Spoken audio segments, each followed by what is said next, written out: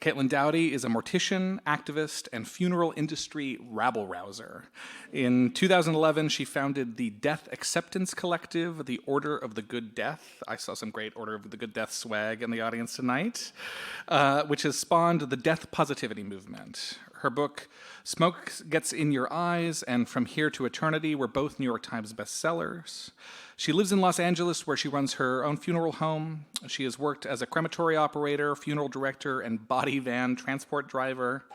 Caitlin's web series, Ask a Mortician, and her work to change the death industry have led to features on NPR, the BBC, The New Yorker, Vice, The Atlantic, The New York Times, and Forbes magazine. She frequently gives talks on the history of death, rituals and culture around death and the funeral industry, presenting to groups as diverse as TED, South by Southwest, the Upright Citizens Brigade, universities and libraries all over the world, and now tonight at Town Hall Seattle. The subject of tonight's book talk and the proximate cause is this really beautifully illustrated and provocatively titled book, Will My Cat Eat My Eyeballs? Big questions from tiny mortals about death. Please join me in welcoming Caitlin Doughty.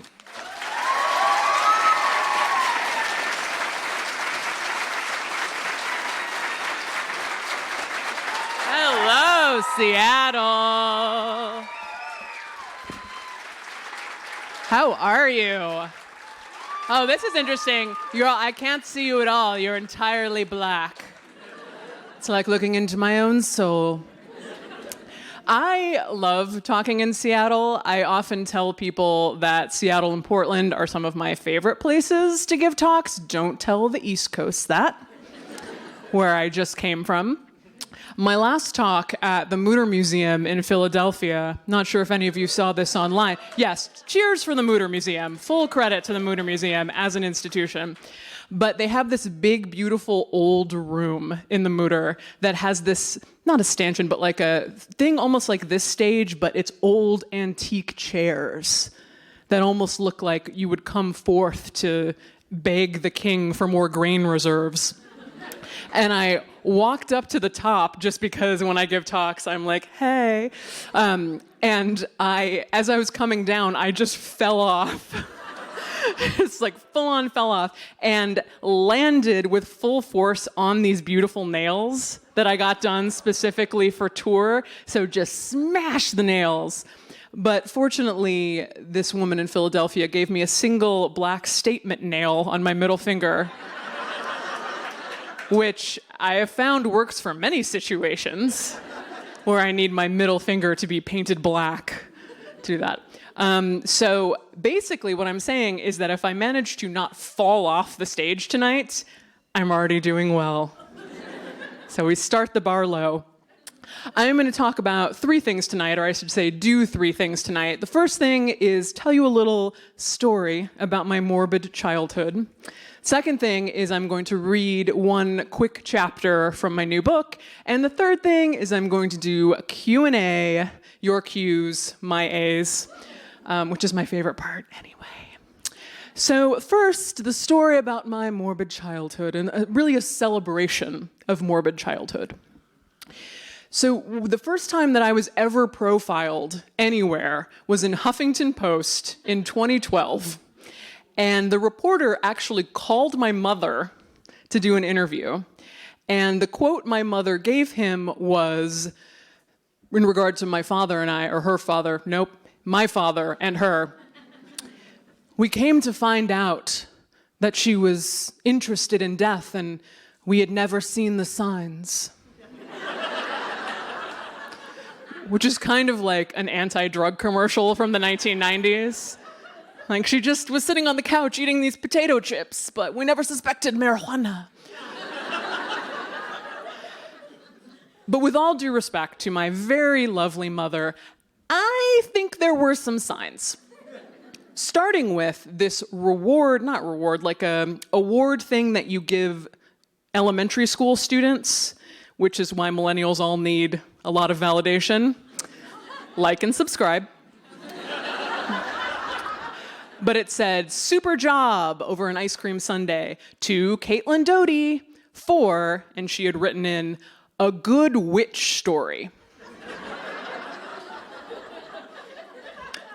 Couldn't find that. Don't know what that was about. Then I found a journal, a diary from when I was in 3rd grade. It had a Hello Kitty on the front. There was only one entry in this diary, a sole entry, and it said, "Dear diary, today is Halloween. Finally, it's come." Actually, it said, "Finally, it's come." Finally, it's come. I wasn't really sure on the spelling yet. So this is the only evidence of my interior. It's the only journal I kept as a child. Only evidence of my internal thoughts, which I think was probably pretty right on. Keep in mind that I was born and raised in Hawaii. So I was truly torn between two worlds. I found this picture of me wearing aloha print shorts, like blue flower shorts, with a bright blue t-shirt, but also Doc Martens and this same hair. And in the picture, I'm leaning up against a chain link fence like, it's so hard to be so goth. But I was wearing like electric blue clothing.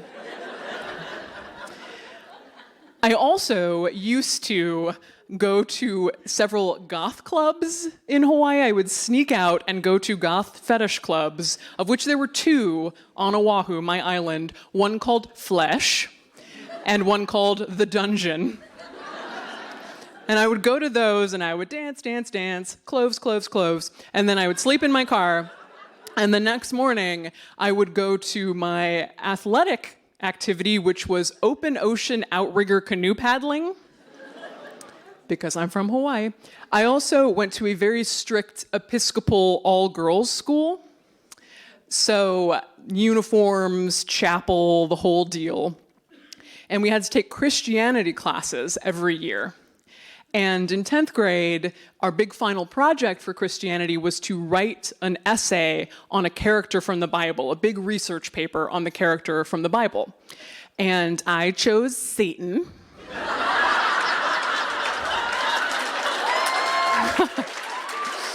Big cheer for Satan here. Okay, Seattle. I see and I approve. And I got an A+ because I researched the crap out of Satan. I knew so much about Satan. And then, in the first of several "who let her do this" questions I have, I was made editor of my high school yearbook. And that's not the "who let her do this" question. I think I was good. Well, this is, okay, I'm going to explain. So I was made editor. And then who here remembers the band AFI? Okay, all right, some cheers, some hands. This all-girls private school, I themed the entire yearbook around the band AFI. With flames coming up the cover. And when you opened up to the title page, there was a picture of some of my classmates like on the beach, like their heads thrown back, laughing, except when I photoshopped flames coming up around them. It sort of looks like they're writhing in hell a little bit as well.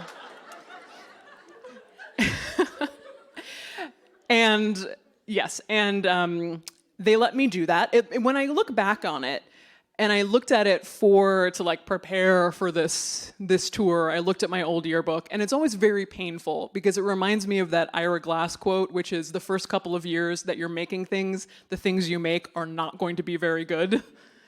And this, truly an example of that, this yearbook.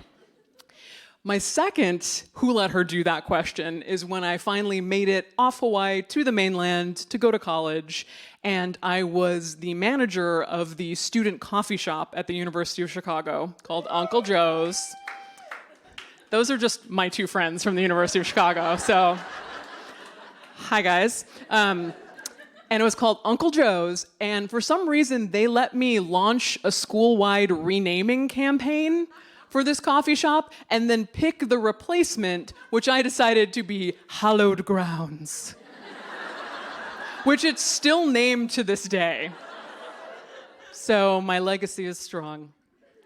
And then, of course, I majored in medieval history and went on to do my big final research paper, my thesis paper, on the late medieval witchcraft trials, called In Our Image, The Suppression of Demonic Births in Late Medieval Witchcraft Theory. So basically, demon babies. So needless to say, by the time I had moved to the Bay Area and was 23 and got my first job at a crematory, I think, sorry mom, there were some signs. There were maybe 1 or 2 signs that this might be a path that I was interested in. But I have to say, when I started at the crematory, I don't really think before I started that I thought this was going to be my life's work. I think I thought it was going to be the kind of thing that I did, and then when I was 47 and at a cocktail party, someone would be like, "Darling, do you know Caitlin worked at a crematorium? Isn't that bizarre? Oh, Caitlin, tell us." And I would, tell. I have a lot of British friends, apparently, when I'm older and much classier. That's still my goal for later in my life. It's going to start getting really classy here any second. And that was my idea, but I fell in love with it, and mostly what I fell in love with was knowing what was going on behind the scenes, knowing that the public didn't know a lot of these things, and feeling like I was uniquely suited to translate this information to the public. And that's basically what I've been doing for 12 years. And what I want to say about that is that I think that a lot of credit is given to the idea of a child, an adolescent, coming into a sexual awakening. But very little credit is given to the idea of a young child, 8, 9, coming into an awareness of their own mortality. And all of the questions and confusions and desires that come with that. And I'm sure I'm not alone in this room in being somewhat of a morbid child. I gave you all that evidence. Point A, point B, point C. But I think that I also feel incredibly lucky that I got to grow up and also be a morbid adult. Because I get to live in reality. I get to live with the knowledge that I will eventually die, and I don't have to be afraid to ask questions. And I don't have to be afraid to say, yeah, I'm interested in the history and the science and the religion and the literature and the psychology around death. And I just wanted to congratulate all of you in this room for also being the kind of morbid adults that could potentially teach morbid children that it's okay to have those same kinds of questions. So that's my little ode to you, and also a chance to tell about my Hello Kitty diary. Thank you. Okay, so the plan was to read. I've been reading a different little chapter in every city that I've gone to. I'm going to let you pick tonight. I don't know how this is going to go, but originally I was going to do What If I'm Too Tall to Fit in a Casket? But then someone said that I should do Can We Give Grandma a Viking Funeral because of the Scandinavian population of Seattle? We think, okay, all right. I think we just got our vote. Okay. Let's see, this lighting is so elegant and moody, but I think I need to move a little bit so I can see my book. I feel like I'm doing a comedy set up here. I like it. Okay. Can you see me? Is my back too turned to you? If I do this? Okay. I'm going to do this right here. Oh, hey. Look at that. Okay, perfect. Do you know this podium? Can we talk about how steampunk this podium is? Look at this. It goes. Wait, is it still doing it? Yeah. Look at that. Doesn't this feel like the last thing you see before you die? I really love this. Okay. Not what we're here to do. All right. Okay. We're loading back in. Okay. I'm ready now. Can we give Grandma a Viking funeral? Side note, that was the original title of this book. It was Can We Give Grandma a Viking Funeral? But I advocated hard for Will My Cat Eat My Eyeballs? Because I feel like it's more like, what? And then you get them. Did Grandma want a Viking funeral? If so, your grandmother sounds rad, and I wish I had known her. But I'm afraid I have some terrible news. Not only is Grandma dead, but Viking funerals, at least the Hollywood version of them, aren't real. You're picturing Grandma, the fallen warrior, her shrouded body laid solemnly upon her wooden boat. Your aunts push the noble craft into the sea. Your mom draws her bow. A flaming arrow arcs through the sky, hits Grandma and sets her alight. She burns as bright in death as she did in life. Alas, fake, fake, fakety fake. How can it be fake? It's called a Viking funeral because, duh, that's what the Vikings did. Well, no. The Vikings, everyone's favorite medieval Scandinavian raiders and traders, had diverse and interesting death rituals, but a flaming cremation boat wasn't one of them. Here are a few rituals that did happen. Vikings performed cremations on land. Sometimes the cremation pyre would be built inside stones that were outlined and stacked into the shape of a boat, which may be where this idea came from. If a dead person was especially important, their whole boat would be hauled up onto land and used as a coffin, known as a ship or boat burial. But no flaming arrow cremation cruise. As a warning, anytime you try to tactfully bring up the historical inaccuracy of someone's blazing boat corpse idea, you'll be hearing from the Ahmad ibn Fadlan guy. The Ahmad ibn Fadlan guy is the person on the internet who insists that Hollywood versions of flaming boat cremations are real. AIF guy spends a lot of time making this argument, and he supports the case with writings of a man named Ahmad ibn Fayyad, who was an Arab traveler and writer from the 10th century. He was known for documenting what he called the Rus, the northern Germanic Vikings. Ibn Fadlan is a problematic historical source, in part because he was a biased observer. For example, he thought the Vikings were, quote, perfect physical specimens, but was openly hostile about their hygiene. His chronicles mention an elaborate cremation ritual the Rus performed for one of their chieftains. According to Ibn Fadlan, the Rus stored their chieftain in a temporary grave for 10 days. Because the chieftain was so important, his people pulled his entire longship ashore and hauled it into the wooden platform. An older woman who was in charge of the ritual and was known as the Angel of Death, hold on, Ibn Fadlan, I want to hear more about this Angel of Death woman, made a bed for the chieftain on the boat. The chieftain was taken out of his grave, redressed, and placed on the bed with all his weapons around him. His relatives arrived with flaming torches and set the boat alight, and the whole thing, plus wooden platform, burned along with him. Important, this all happens on land. Who knows how the whole rumor got started? The Vikings had elaborate cremations. They had boats. They just didn't have cremation boats. I know what you're thinking. Okay, fine, so my death plan is a little historically inaccurate. I wasn't that into that Norse history anyway. Let's go ahead with the flaming boat thing. Not so fast, my postmortem pyro. The reason that no culture has adopted the flaming boat funeral custom is because it doesn't work. I've seen an open-air funeral pyre. The first 15 minutes after the fire is lit are jaw-dropping. Smoke curls around the corpse and red-hot flames shoot up from the body. You can see why Hollywood would say, we love this fiery pyre scene, but stay with me. What if it were on a boat? Here's the thing. After those first 15 minutes of glorious flame, you still need several hours and a lot of wood to fully cremate that body. Your average canoe is between 16 and 17 feet.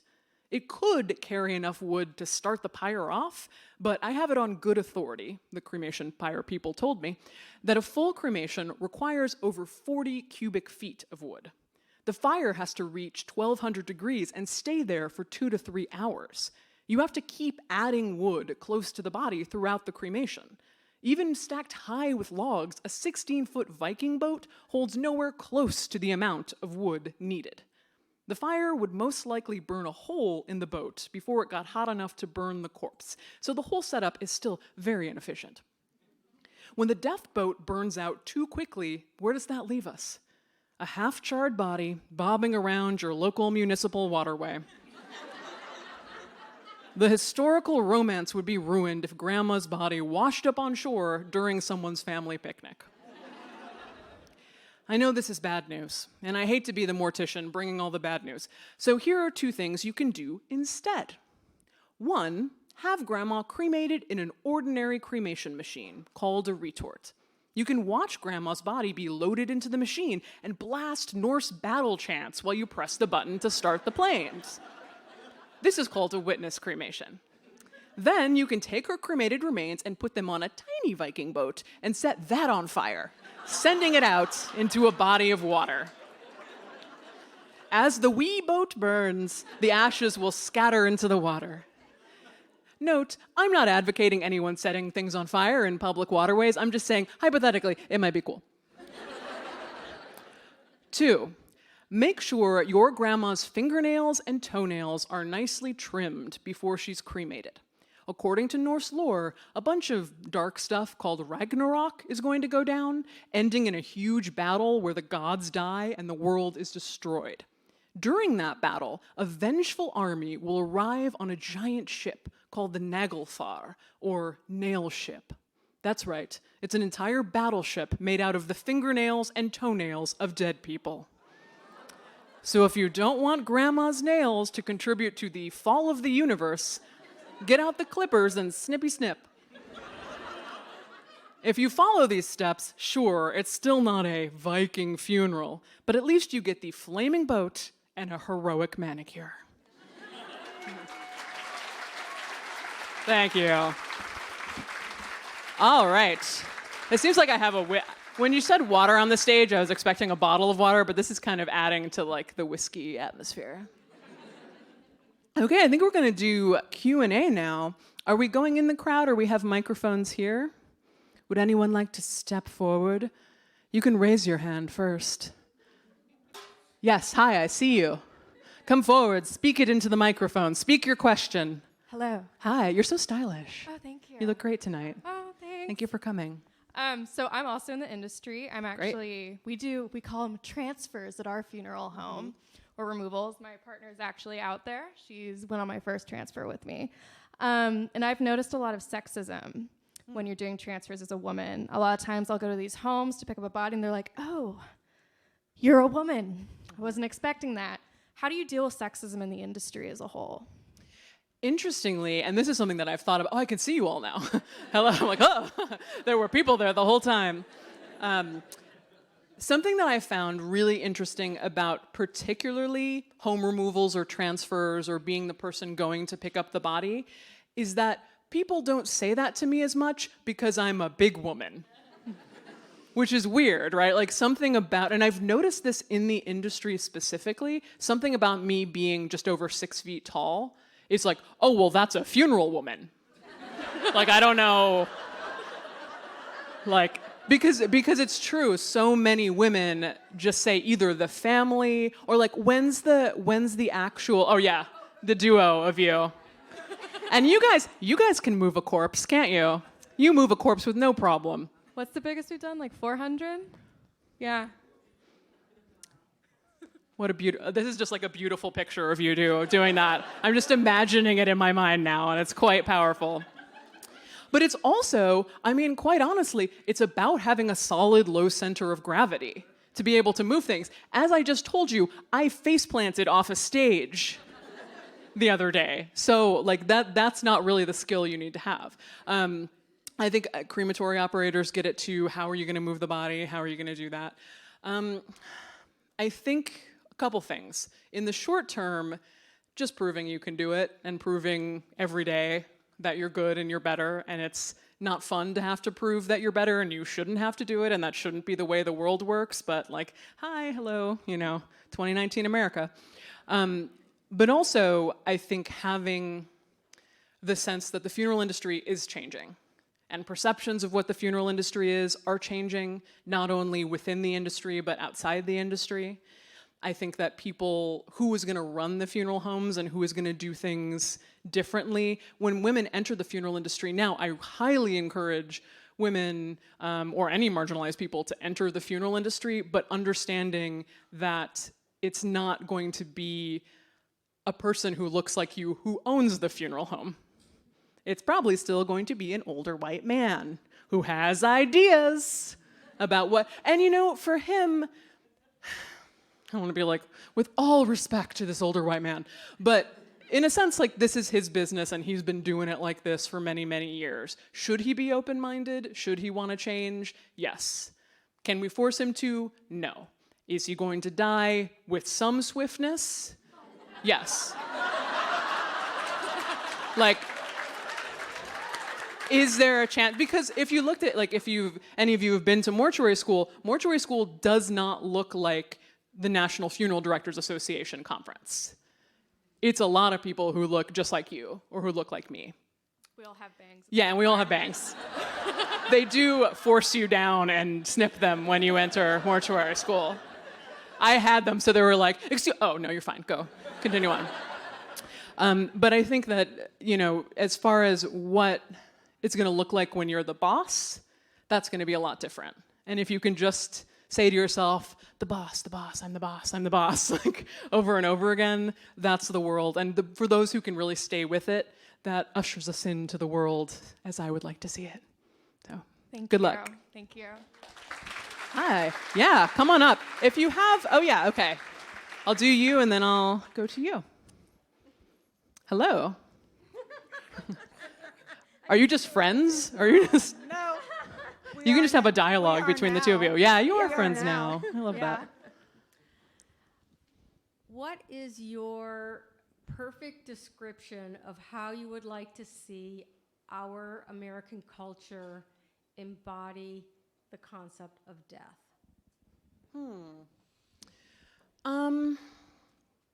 That one's hard. Wait, let's go to you first. I'm ready. Yeah, you're ready. But, yeah. How I'd like, it's sort of contradictory, but I think one of the main things I want to see is the realization that there is no one way to look at death. Because one of my biggest problems with the American funeral industry is that it takes incredibly diverse cultures, immigrant cultures, religions, different racial groups, and puts them all in this extreme cookie cutter model of you embalm the body, you put it in the casket, you put it in the hearse, and you put it in the grave. And I think that really hurts our sense of being able to mourn. In Hindu culture, you were burned on an open air pyre. And in America, where you have these big industrial metal cremation machines with a brick chamber, Hindu families feel like the person's soul is trapped in the machine.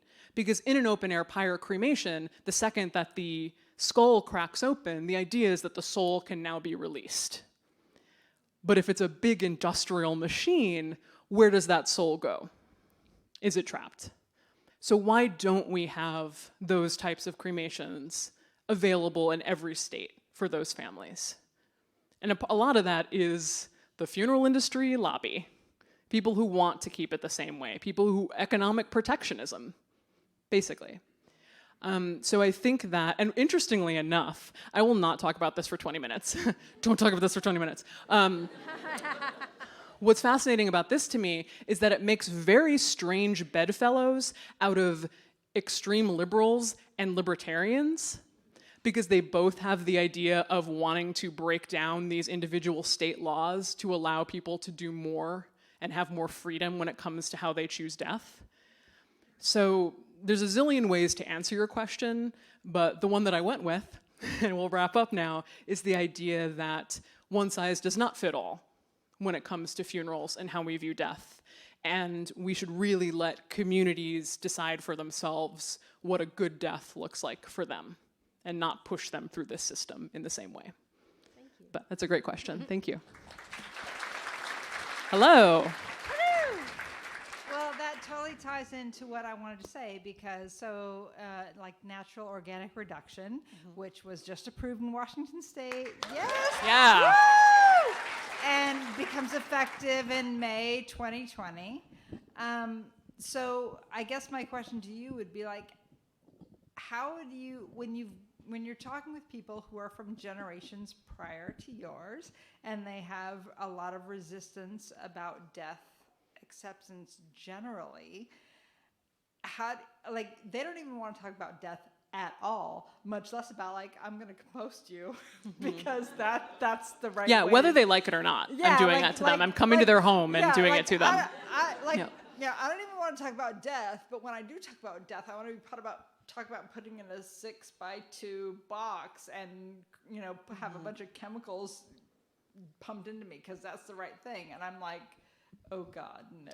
That Okay, is, like, so the question is not the right thing. So, how you talk to people in those like- older generations. I want to push them so much, my family members, so much farther than they're even, like, they think they're super progressive if they talk about cremation. And I'm like, Well, I mean, have for no them, idea. that's probably true.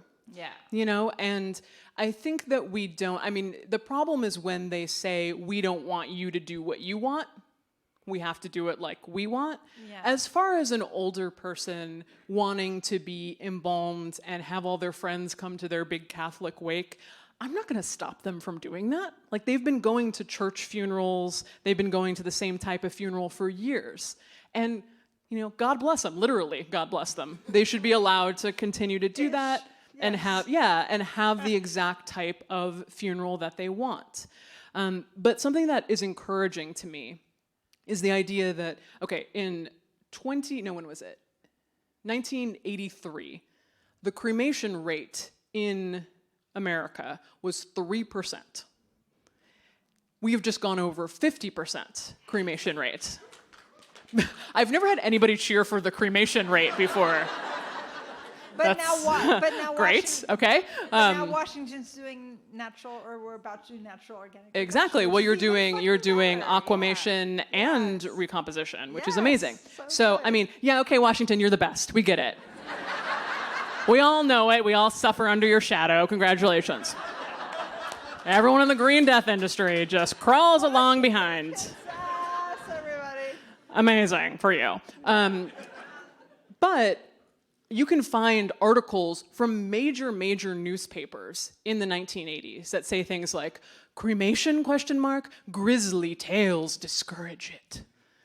You know, and they very much mimic articles in major newspapers today about alkaline hydrolysis, about water cremation. Like, have a glass of Granddad flushing Grandpa down the drain. How industry motivated is that? Like How industry motivated is that? I don't think it's that part. It's not like they get a list of talking points from someone at the Funeral Directors Association. I think that people really don't know, and when they hear about dissolving a body with high heat water and potassium hydroxide, they're like, gangster acid. They're going in a vat. Like, people's imaginations just go wild. But look at what we've done with cremation. In such a short amount of time, when you can consistently show that it's lower cost, that it's environmentally better, because all the things that recomposition and alkaline hydrolysis offer are the things that cremation originally offered, except even more. Simple, environmentally better, low cost, saving on land and resources, all the things that appealed to people about cremation now could potentially appeal even more. So that's what I think is our saving grace here. Okay, so last question, I promise. Okay. So do you think that if humans had a broader acceptance of death generally, all of the rest of the stuff would just sort of fall into line? Oh, yeah, of if course. People weren't so like, if it weren't for the Civil War and the separation of death in the home. Okay, that's like a 45-minute question. I know. That's a whole lecture. I know, I'm sorry, but my That's a point- lecture and a half. but Okay, my- we're going to start at the Civil War. But my This point- is a lecture that I give, by the way. My point is that if modern humans dealt with death in a more immediate sense than like they used to do, they don't do now, don't you think all of this would be so much easier? Well, it would. I mean, it I think that freaking it's is? I accepting. mean, Yes, it's We're accepting all death. Like, death, it's scary. And it's like, no, it's Right. I mean, I think you're preaching to the choir a little bit in this room. Yeah. I don't think you're going to find anyone who disagrees with you, but I think it's also about acceptance of decomposition and accepting of your body going back into the earth and the loss of control that comes with it, which can be very scary because we like to control ourselves in life. freeing people, give it up. I know, again, Control. preaching to the choir. Who here is into the idea of loss of control through decomposition? All of Raise your hand. Wait, who had better cheers for the cremation rate? Come on, Seattle. Okay, thank you for your question. Thank you. Hi. Hello. So I have kind of a weird question. No, it's not going to be. I promise. So like last Christmas, I asked my sister for your book, the Smoke Gets in Your Eyes one, and she was kind of weirded out by that. And then I told her, I'm like, oh, no. She's like a cool YouTuber, like go watch her videos. So she started watching your videos, and now she really wants to have like kind of a fun death, like post-death, I guess. So her idea of that was she wanted to be cremated, and then she wanted me to scatter some of her ashes. She's really optimistic and dying before me, but anyways. She wants me to scatter some of her ashes in the Rocky Mountains, but then she wants me to take a majority of them, and she loves whales. So she wants me to go on a boat, find a pot of whales, and throw her ashes at them. I mean, So, like, my question, because I'm just trying to think logistically about this. Like, my question is, obviously, if you just throw ashes, they're just gonna. right. So The whales are can going to be you- like, what the f-? Yeah. They're going to sneeze out their blowhole. Yeah, like, This is whale science, people. Really, true whale science. can I mix her ashes with water and make like a mud ball? So are you like beaming the whales? And like, with yeah, like this? softball, just chuck it and just like. Does she? I mean, this. I don't know how many of you know this about me. I have a deep fear of whales. This kind of goes back to the open ocean outrigger canoe paddling that I mentioned, and the fact that we would do that with big whales. They're just too big. They're unnaturally large. I mean, I'm all for their conservation. I completely understand their poop goes to the bottom. It keeps the whole ocean going. We need them. But I personally find them terrifying. So I'm working through that to answer this question and trying to picture why someone would want that. But I think, I mean, if you could find the right person to take you to the pot of whales, I mean, they have a lot of nice urns that are decomposing urns specifically for scattering. So there's one that we used for my uncle, actually, that's shaped like a big shell. And so you can kind of just like release it into the ocean so it's not a Big Lebowski situation. Because when you're on a boat in the ocean, that is hard to control.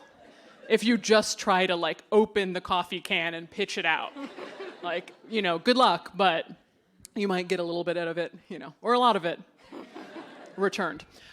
So if you have something where the ashes are contained in like a shell, which is of course nautical themed, whales love shells, you could potentially come up alongside the whales and just release the shell alongside them, and then it would disintegrate and go into the ocean, and it would be lovely. She was super particular about me throwing them at her. I mean, I think your sister might want to consider where that's coming from and where that anger against, because I'm telling you, I don't think there's anyone who's more scared of whales than me, but I don't have that anger toward them. So obviously there's more going on there. You know, I think about this a lot when people say, you know, I want this wild thing, but my family doesn't want to do it. Or the thing is, after she dies, she won't really know if you threw them at them or not. I want think to you throw could. her at the whales. I think you. Well, I don't know if that's against some marine mammal attack sort of thing. It is. Okay. So I here today will not be telling you that you can do that, because my, you know, connection with the marine life, though tenuous, I wouldn't want to do that to them. But I think she can still be near them, or she could put her whole body into the ocean. She doesn't want that. Okay. All right. Well, I appreciate your commitment to her, but I'm going to go out on a wild limb here and say don't throw ash balls at the whales. But I do appreciate your question. Thank you. Thank you. Hi. A real child. Hello. I'm so delighted to have you. Hello. What's your name? My name is Judah Fisher. Hi. Thank you for coming. My question was, what are the most kind of interesting burials or the most outside the box kind of burials? That's a good question. I think what's really interesting is that it sort of matters where you're from, right? Because what's outside the box for us, or like crazy for us, is not true for other people. So, for example, do you want to talk about cannibalism? Can I talk about cannibalism? Okay, cool. Just wanted to make sure you're cool with that.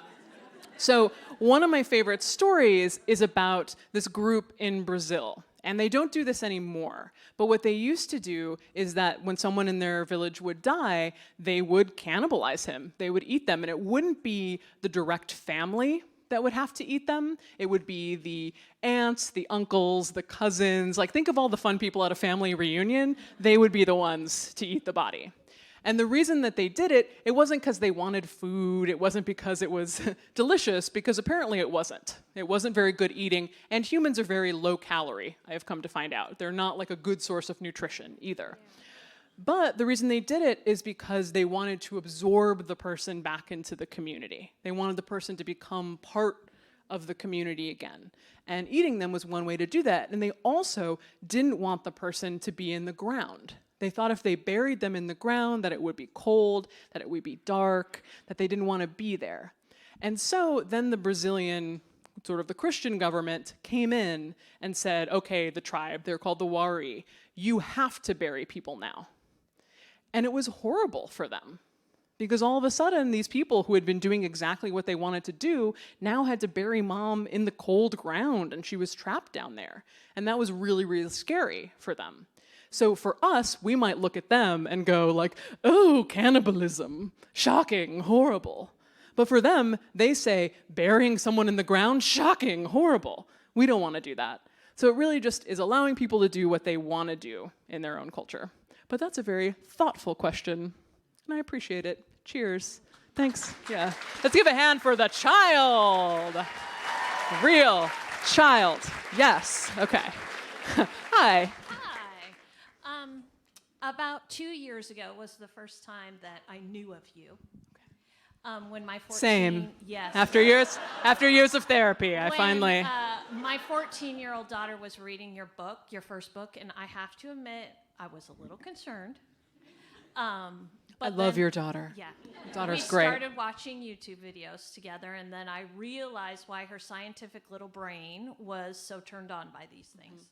So since she's growing up, kind of like you did, a morbid child, what should I say or not say to discourage her or to encourage her mini-morticianness?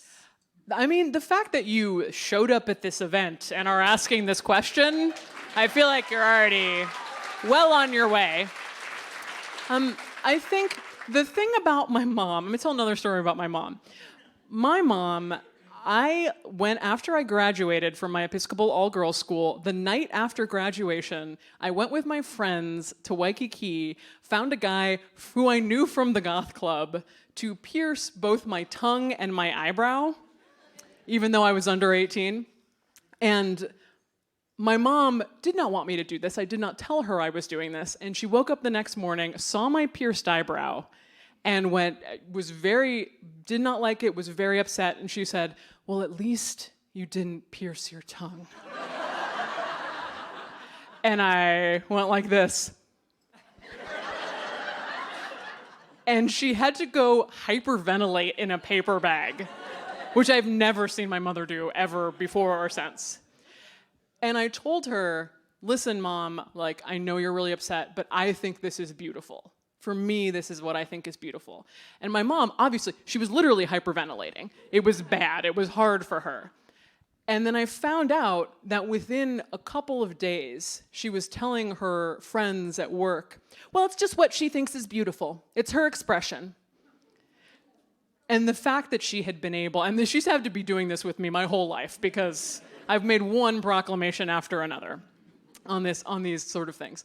But I think that what I've always loved and respected about her so much is that even if something was really hard for her to take in, she would do the work to process it and end up having it be a positive about her beloved child.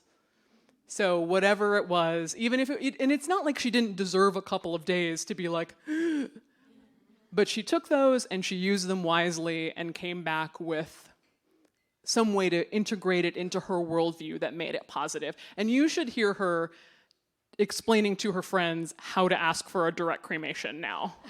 It's really, because my mother is formidable. So when she gets on the phone with your funeral home and asks about pricing, you do not want to be on the other end of that line. So I think that you're already doing that, and that's such a touching and lovely question. I'll just keep doing what I'm doing. Doing what you're doing, yeah.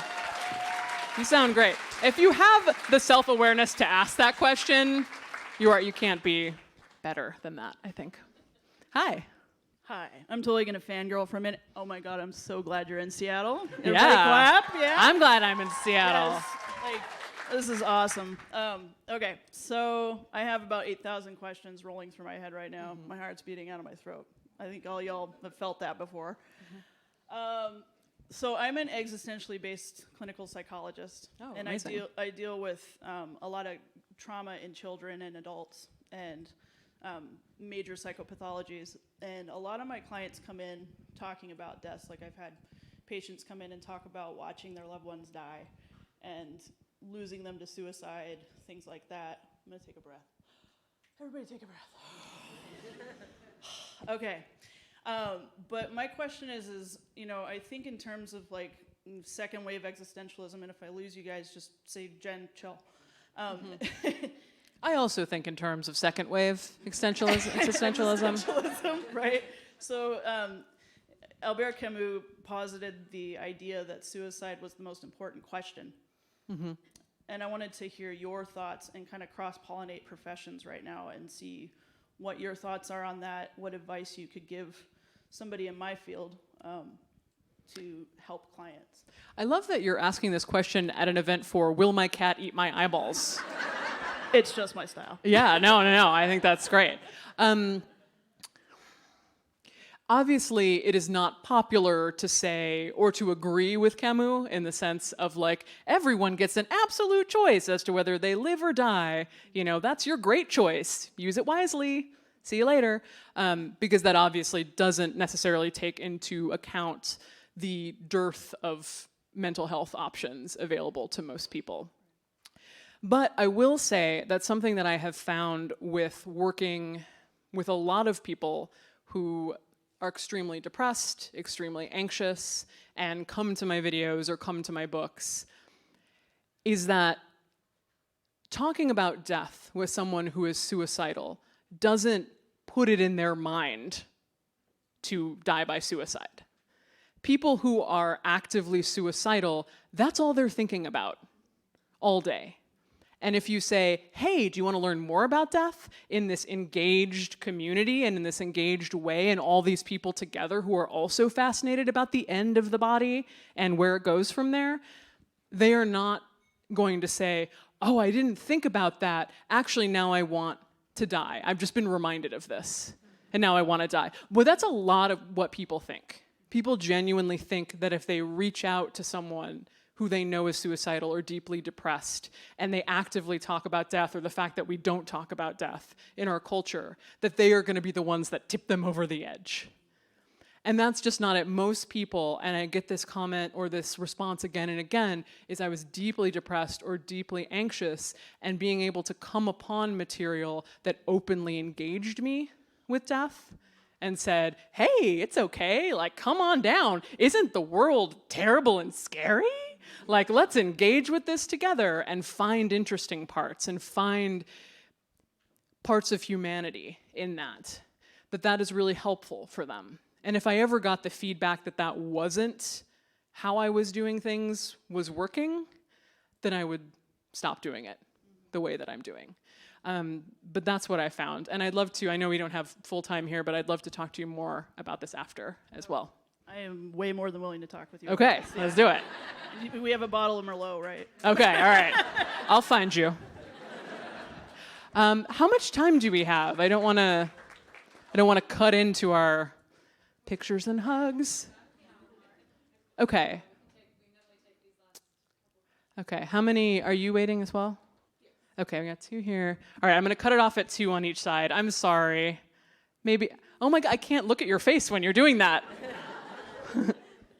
Okay, I'll go here. Hi. I'll make it quick and I'll save the I love you and thank you for everything you've done until after the words. But I recently became part of the industry, and being non-binary, and I don't always look at, and especially at work, and so kind of like the first question of like, oh, you're a girl, and it's like this hard conversation that I still haven't figured out how to have with the industry, like with the people there, because they're all old white men.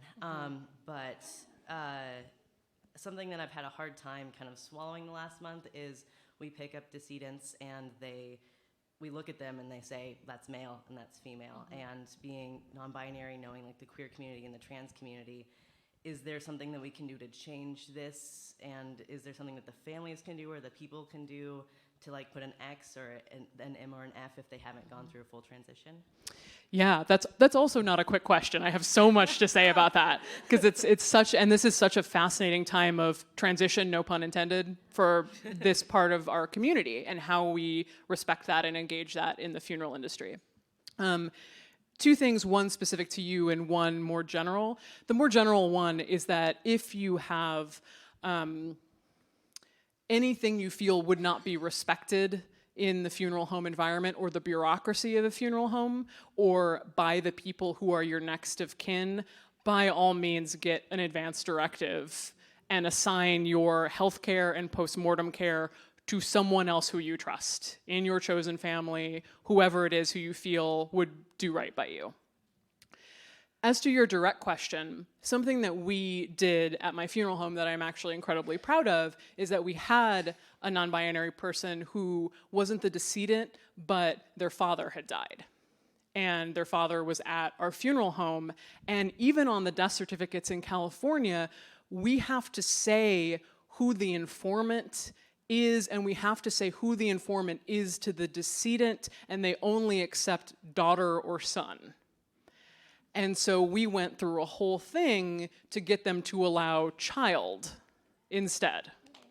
And so, yeah, I mean, I don't need like, my like straight cis woman plaudits for that. But I do think that every funeral home can chip away at it like that. So now that you're in the industry, what are you doing that's just chipping away at those little things? Because yeah, it's the cultural things of how do you identify the person in the casket, but it's also things like how does the bureaucracy identify them? And how do you move that through in a way that doesn't traumatize folks at a time where they're already, of course, traumatized?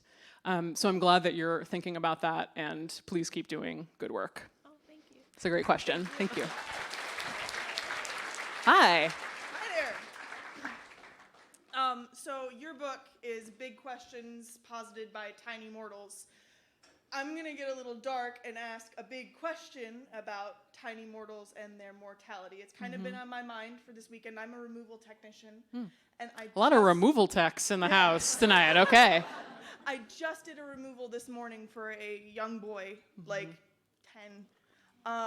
And I wanted to know, because even though I work in a funeral home, the curtain is kind of closed on the care for children. What sort of extra things or different things are available for the body of a child versus an adult? I was just going to say, my favorite thing about when children die, which is not what I mean. I'm going to change that to something I greatly admire about parents when a child dies, is that we talk all the time, we're trying to get people to be more involved in care for the dead person and feel like they're empowered and feel like they can be closer to the dead body and take more of those physical ritual responsibilities themselves. And something about parents when they lose a child is they just say, F you to every rule, to every standard. I had that experience with this family. They kept the child in their home for a very long time by our standards, and they were so happy about it. Like the boy left. Exactly. bigger, yeah, that's wonderful. And they're like, "Oh, it's such a good thing he left to meet Buddha." The whole thing, and it was like, "Oh, that's so cool." But like, I was just curious what sort of care they would be able to have beyond that. I mean, I think that's it. And I don't mean that's it, like that's all they get, but I mean that's the absolute best thing that they can do, is say, I took care of this child my whole life, and I'm not going to let anybody take them away from me until I am good and ready. Something we also did is we were able to drive a child to the home from the hospital that had died, take them to the home. The family spent the night with the child in the home, and then the next day they took the casket, put it in the family minivan, and drove it up to Central California, where they had a plot in a cemetery. And so they did it entirely on their own. And at a certain point, I really thought I was calling them like, hey, do you need me to come over? And they were just like, nope, don't come over, which was great. They didn't need me there. I was just some random person that they didn't know and didn't trust. And so it's not like a mother doesn't know how to take care of her child. And so giving parents or whoever their next of kin is that kind of power, that kind of really radical power, they often ask for it, but if they don't, letting them know that they have it forcefully and sincerely, I think is the best thing that we can do for families. Because with children, home funerals are for everyone, but they may need it more than any other group. So that's amazing that your funeral home did that, though. Awesome. And sorry it was a rough day. It's been a long day, but not a rough day. It was, That's good. Yeah, it's been a long day, but not a rough day. That's a beautiful way to say that. Yeah. Thank you. Hi. Hi. So my name is Vivian. Hi, Vivian. Hi. I just found out about you recently, and I really enjoyed this event tonight.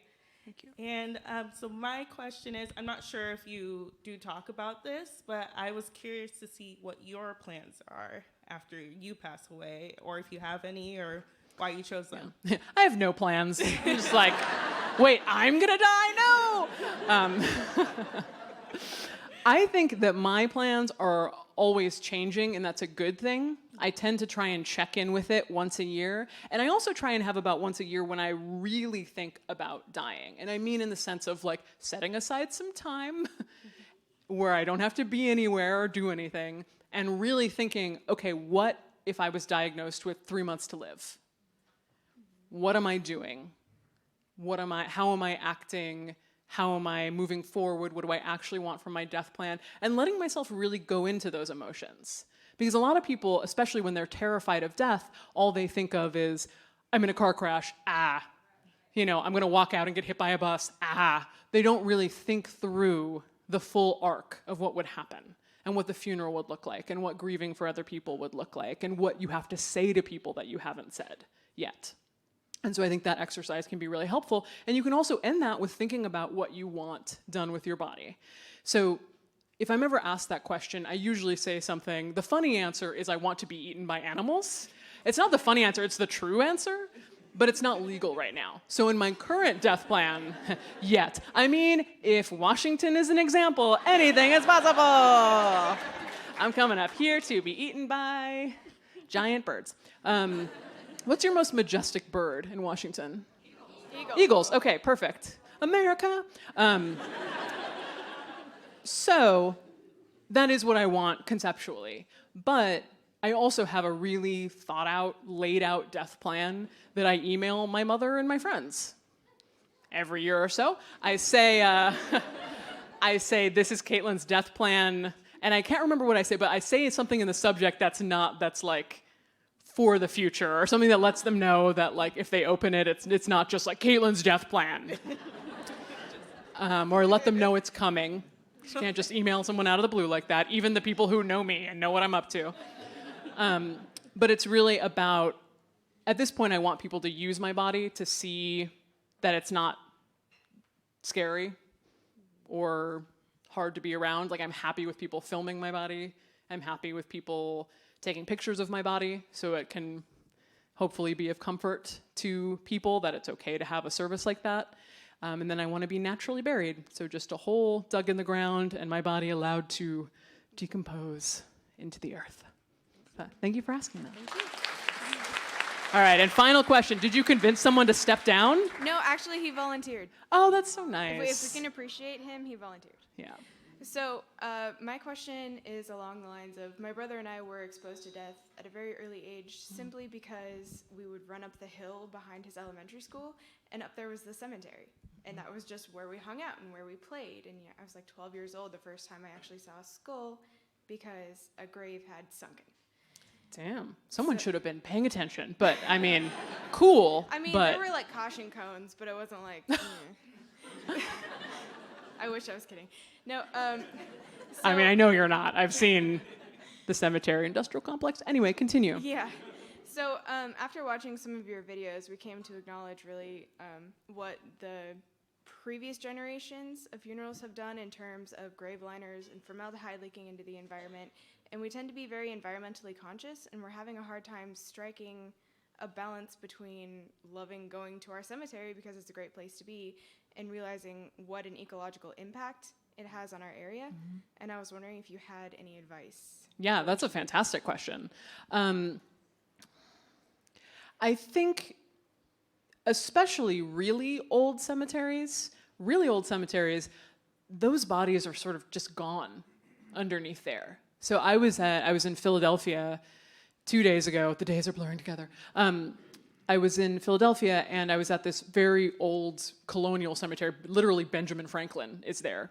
And they have all these headstones that are almost totally eaten in the earth. It's almost like a GIF where there's one, and then the one next to it is even lower, and the one next to it is even lower in the ground, eaten by the earth. And those bodies, if they were put in wooden coffins and put in the ground, they are gonzo. I mean, depending on the soil. Sometimes they're not, sometimes they are. But we really got into this place where we said, okay, we have to keep control of our bodies. We have to make them safe. We can't be dangerous. We need to chemically embalm them. We need to put them in these heavy caskets. We need to put them in these grave liners. And I don't think, the way to think about it is that that's not the dead people's fault. It's part of an industry that sprung up around them. And if you have a beautiful old cemetery, it's still incredibly meditative and gorgeous and a place to honor people. And in many ways, I think green cemeteries have a way to go before convincing people they can offer them the same thing. And so still going to our older cemeteries with the headstones, with the whole shebang, especially if they're beautiful, unique headstones, we can learn from them still. There's still a lot to learn about the future of the death industry from the past of the death industry. And that's an ongoing project. And I visit cemeteries every city that I go to. I go to the independent bookstore and I go to the cemetery. And like maybe a donut. With every city that I go to, because those are my favorite places. Those are where I feel most engaged, most meditative. A cemetery like that is still an introvert's dream. And you should be thinking, what you're talking about thinking about when you go to those cemeteries is exactly what I think about when I go to those cemeteries. And then I write books about it and make videos about it. But those cemeteries still inspire me. And they don't inspire me in a like, way. Mm. They inspire me to think about how beautiful they are and how the future of death can be beautiful in a different way. And how do we have that same feeling and that same wonder in a place that looks different or has a different ecological impact. So don't beat yourself up for enjoying being there. Use it. Use those feelings, use those desires, and help us move death forward. But that's a fantastic question. Thank you. I think that's it. So you know that how many of you are here. The nice people who work here have to go home at a certain point. I don't. I just sleep in a coffin. But I would like to give anyone who wants a hug and a picture. You're not required to do that. You're certainly not required to hug me. If you don't want to hug me, just be like, no, thank you. And we can do the side bump. But yeah, if anybody who wants that, I will be, I believe, over there, right? I will be moseying over there. And thank you all for coming. Thank you for being the most progressive state in the nation. You're doing a great job, Seattle. You really are. Thank you.